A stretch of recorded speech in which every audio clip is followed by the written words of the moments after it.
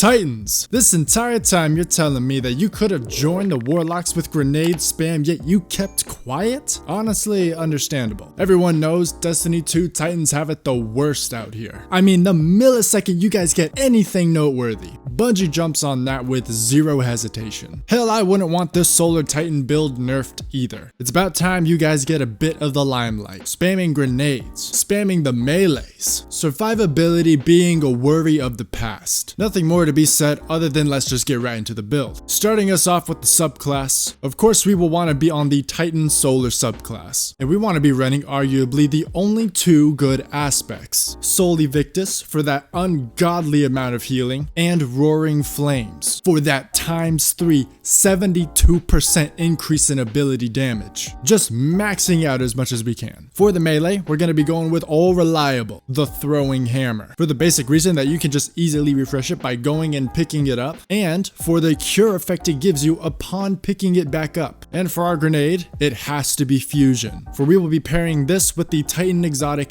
ASHEN Wake that states, Fusion grenades now explode on impact and gain increased throw speed. But the real reason that we're using this exotic is for the part that says final blows with fusion grenades grant grenade energy. Every kill will feed back right into the grenade energy, thus causing the spam rotation that we need in life. Moving on to our solar fragments, we will be using the brand new Ember of Resolve that states solar grenade final blows cure you, giving you that bump in health every time you defeat an enemy. So no more do you only need to rely on your hammer for survivability. But speaking of your hammer, it's time to max that thing out as well with Ember of Torches. By landing powered melee hits, you will receive one of the highest buffs in Destiny 2, Radiance, being a 25% buff to all your weapons. Not that you really need it honestly, but weapon damage that comes this easy is just too good to be true in my opinion. Next up though will be Ember of Singeing. Just call me a fan. But with all the scorching that will be going on around here, it's just nice to always have your class ability. Plus we have a couple of mods that will tie into that later. But finally for our last fragment, Ember of Empyrean. This will be pairing with your Soul Evictus, for it states that when entering a sunspot it will apply restoration to you. Now for every enemy defeated with either your throwing hammer or fusion grenade, you will be upping the time to your restoration, essentially having infinite restoration.